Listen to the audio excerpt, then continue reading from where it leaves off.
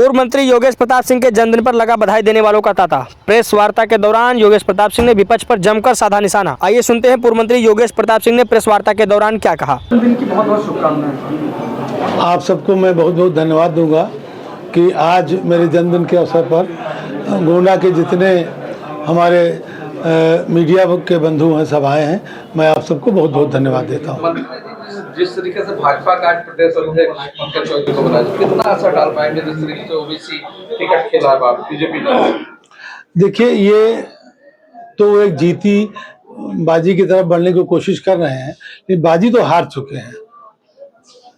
जब पीडीए का नारा आज कई वर्षों से माननीय अखिलेश यादव जी ने बुलंद किया और पीडीए के विचारधारा को लेके हम लोगों ने पिछड़ा लोकसभा का चुनाव लड़ा और उस नारे को लेकर के हमें सफलता भी मिली।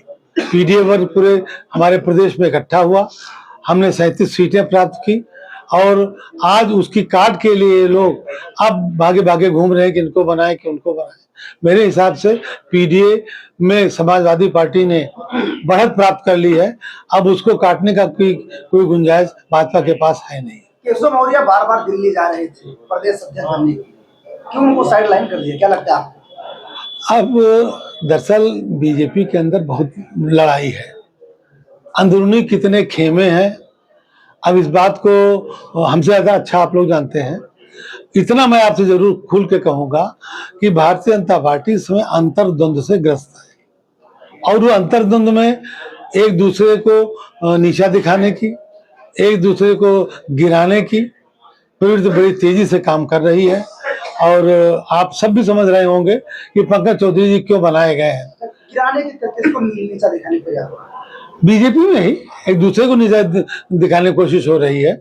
अब कौन नीचा जाएगा, और हम तो हमारा आकलन ये है कि लोग नीचे नहीं जाएंगे, बीजेपी नीचे जाएगी। एक लोग कह रहे हैं कि पंकज चौधरी सीएम के साथ मंच नहीं साझा करते, दोनों दुर्विरोधी माने जाते हैं। अब ऐसे में दिल्ली ने इनको अध्यक्ष बनाया है, क्या कहेंगे? दोनों पूर्वांचल की। देखिए, जो बात मैं नहीं कहना चाहता था उस बात को आपने कह दिया कि दोनों पूर्वांचल के हैं, एक ही दोनों का कार्य क्षेत्र है और उस कार्य क्षेत्र में किसको हल्का किया जाए, किसको भारी किया जाए।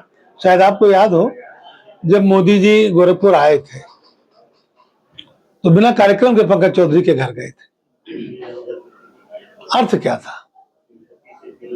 अर्थ का चुनाव आ रहा है, इस पर अपने विधानसभा क्षेत्र का मुख्य मुद्दा क्या होगा?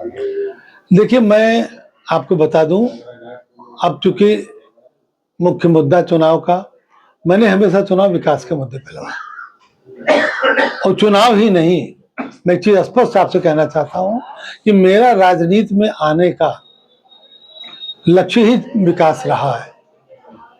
ठीक है, हो सकता है कुछ दिन के लिए विकास नेपथ्य में चला गया हो, नए मुद्दों की वजह से, धार्मिक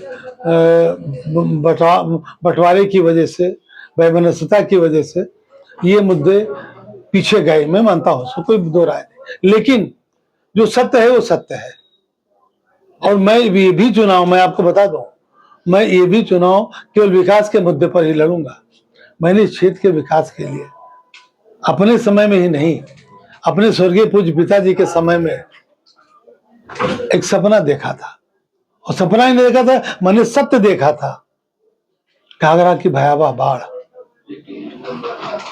एक फसल का न होना, पूरे क्षेत्र को का एक फसल पर जीना, पुलों का न होना, सड़कों का न होना, शिक्षा का न होना, बिजली का न होना, विकास का न होना, इन चीजों को मैंने जब आंख खोली है, क्योंकि मैं राजनीतिक परिवार का व्यक्ति हूं। अगर जनता आपको मौका दे, चुनाव में जो हमारी आपकी मुलाकात हुई थी तो आप विकास को ढूंढ रहे थे, विकास आपको आपके क्षेत्र में मिला कि नहीं मिला? कहाँ मिला? मैं आज भी वही ढूंढ रहा हूं। मैं तो अपना बंद हुआ मशहूर संस्थान ढूंढ रहा हूं, मैं अपनी पॉलिटेक्निक ढूंढ रहा हूं जो महर्षि पातंजल के नाम पर सूचना प्रौद्योगिकी की पॉलिटेक्निक बनी थी, सामान्य पॉलिटेक्निक नहीं बनी थी, आईटी की पॉलिटेक्निक बनी थी। आज तो करंट की आईटी पॉलिटेक्निक है। आज कानागंज का कृषि महाविद्यालय कहाँ है? आज कानागंज का कृषि महाविद्यालय का वो परिक्षेत्र कहाँ है जहाँ पर खेती के लिए खेती होनी थी? आज हमारी ITI कहाँ है? आज जो यहाँ बढ़ता हुआ हमारा रोज गिरता है सरयू का पुल, उसका निर्माण कहाँ हुआ? घाघरा का वो पुल जिसे हम राजधानी शहर चौथे दिन कट जाते हैं, उसका निर्माण कहाँ हुआ? हम तो इसको ढूंढ रहे हैं। आप जनता को देंगे, आश्वस्त करेंगे कि बाढ़ की स्थिति खत्म होगी आप जब भी आपको मौका मिलेगा? देखिए, बाढ़ की स्थिति मैंने पूरी तरह से खत्म कर दी है। आज की बाढ़ की स्थिति यहाँ नहीं है। आज बाढ़ यहाँ अव्यवस्था की वजह से आती है। उस बंधे को इन लोगों ने पूरी तरह से लूट का अड्डा बना रखा। जो एल्गिन ब्रिज सड़ी बांध है, सकरौल भिखारीपुर बांध है, वो पूरी तरह से भ्रष्टाचार का अड्डा बन चुका है। कभी ये पता आप लोगों ने लगाया कि कानागंज की जो सूचना प्रौद्योगिकी पॉलिटेक्निक थी कहाँ गई, किसको दी गई, कहाँ चल रही है? कृषि महाविद्यालय के क्लासेस कहाँ चल रहे हैं? आज हमारी पॉलिटेक्निक कहाँ, ITI कहाँ चल रही है? देहरात में बनने वाला बिजली का पावर हाउस कहाँ चला गया? सायपुर में बनने वाला बिजली का पावर हाउस कहाँ चला गया?